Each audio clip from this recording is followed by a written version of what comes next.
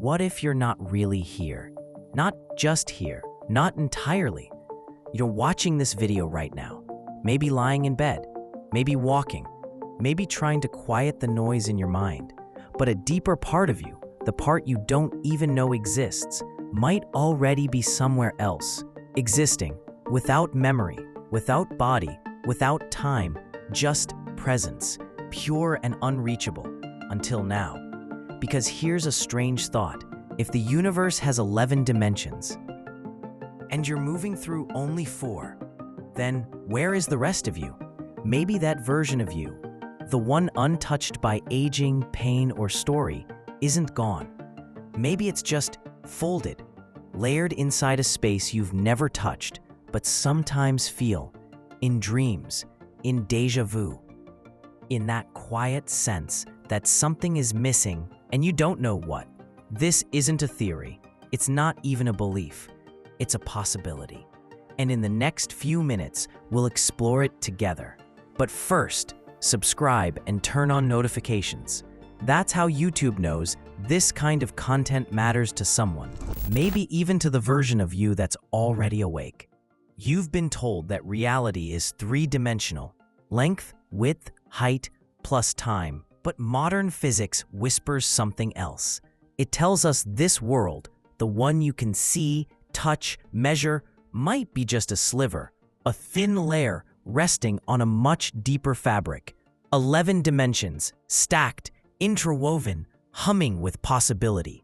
And the most unnerving part, your body might only exist in 4 of them, but your consciousness might not. That's the question we're really asking here. If part of you exists beyond space and time, how would you even know? Maybe you felt it, a dream that wasn't just a dream, a flash of knowing with no source, a moment that bends reality just enough to make you pause and wonder, where did that come from? What if those moments aren't glitches? What if they're echoes, signals from dimensions your eyes can't see, but your awareness can? In this video, we're going to follow that thread. We'll walk through M theory, Jung's concept of the self, ancient Vedic insight, and modern consciousness research. Not to explain reality, but to open it.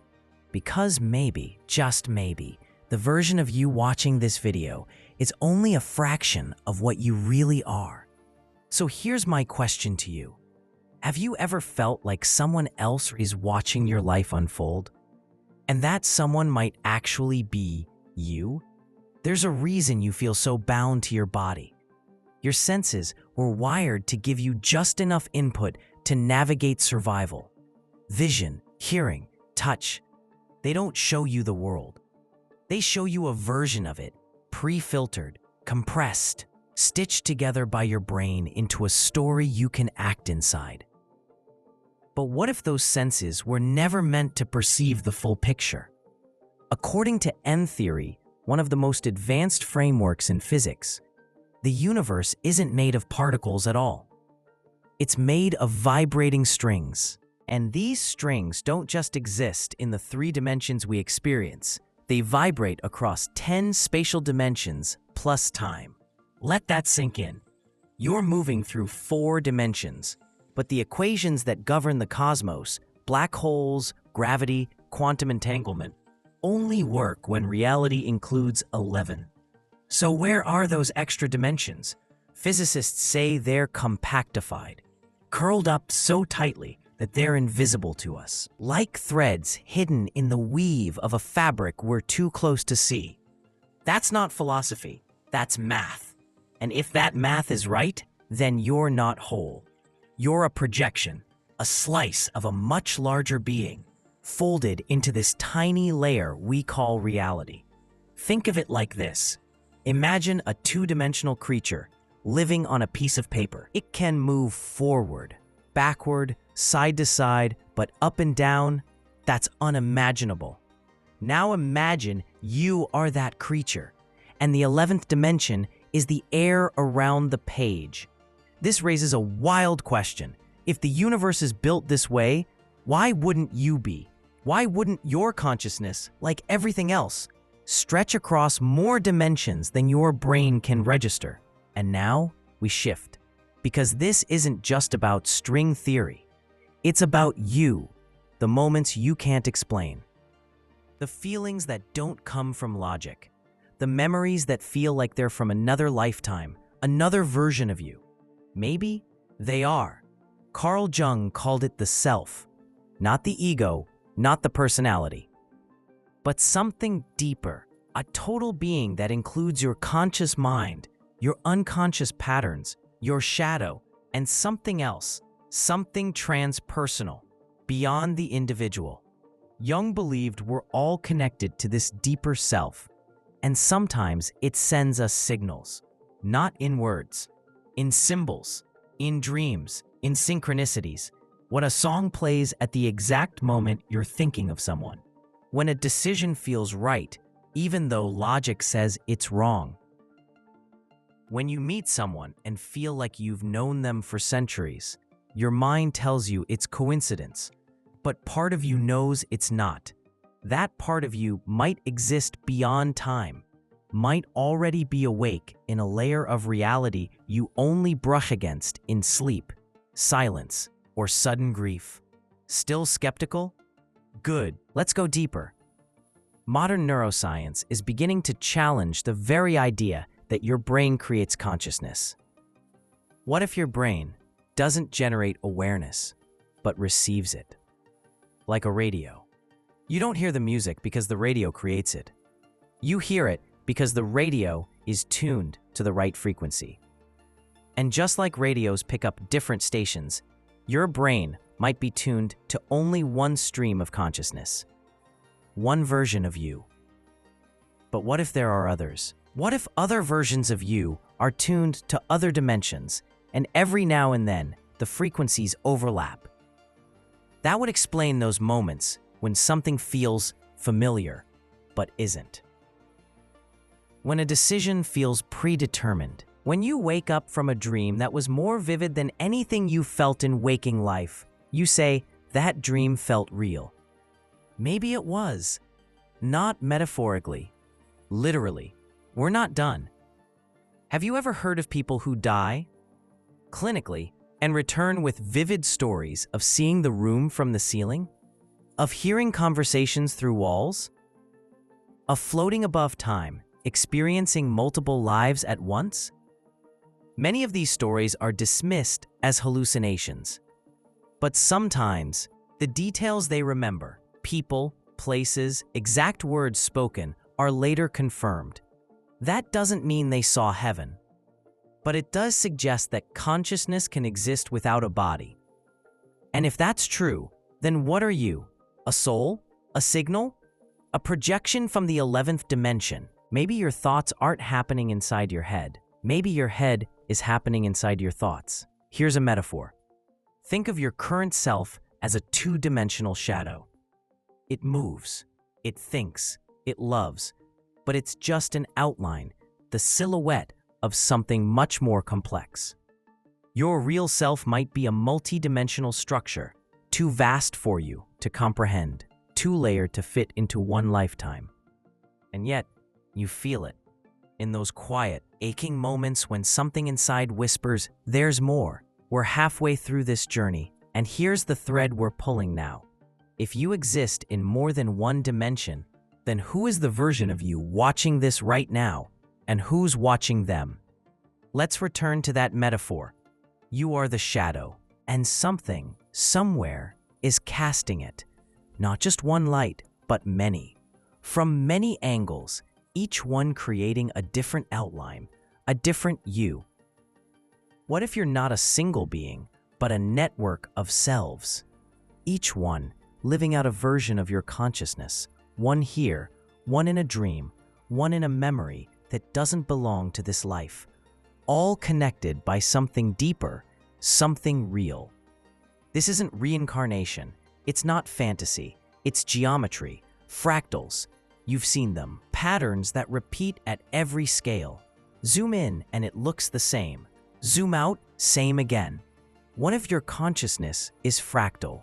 Each lifetime, each version of you, a branch, a segment, a thread in a woven field of awareness that's always shifting. but never separate. Maybe the you waking up this morning isn't the same you that went to sleep, not in a poetic way, in a literal dimensional way. Here's a strange idea. Imagine you're not inside reality. You're being streamed into it.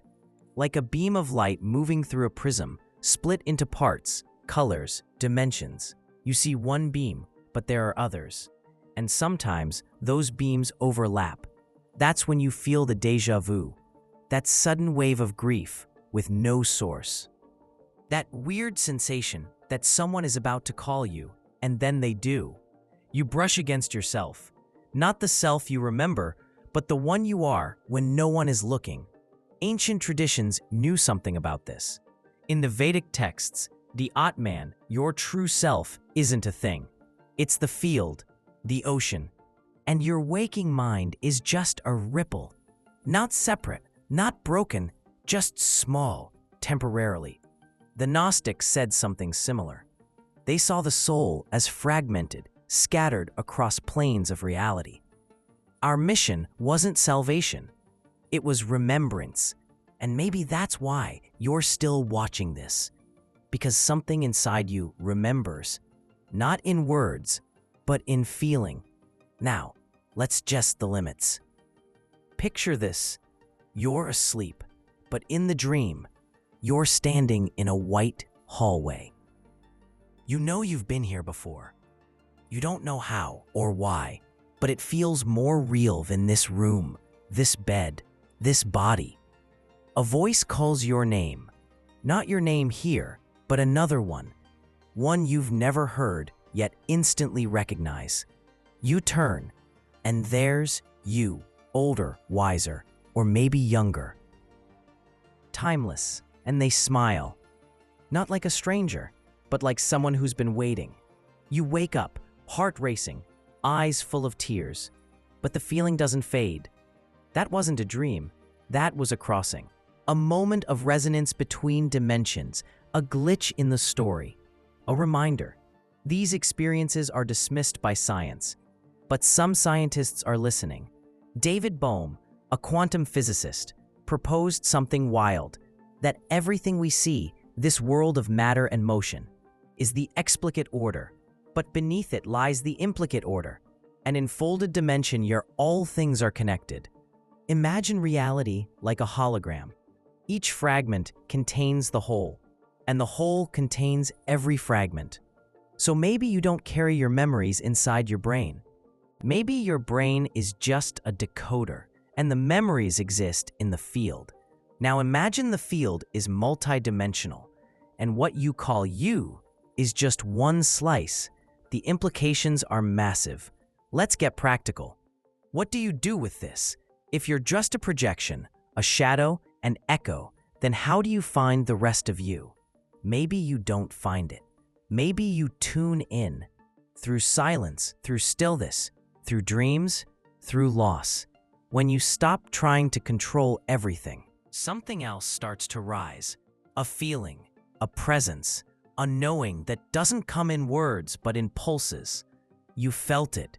You just didn't know what to call it. Maybe the ache you feel sometimes, that deep, silent yearning, isn't emptiness. It's the echo of the rest of you, waiting, not to rescue you, but to merge with you, to complete the field. And now, one last metaphor. Think of your life as a song. You hear the notes one at a time, but the full melody, it's already written, already playing, just outside your range. But somewhere in that 11th dimension, you're listening, you're remembering, not because you need to escape this life, but because this life is sacred, and it's just one voice in the chorus. So if you feel the pull, don't resist it, sit with it, and listen. There's something strange about remembering who you are. It doesn't feel like learning. It feels like waking up, like something ancient inside you is stretching, yawning, blinking its eyes after a long, deep sleep. Maybe that's what this was. Not an answer, not a truth. Just a gentle pulse in your awareness saying, I'm still here. And now, a question.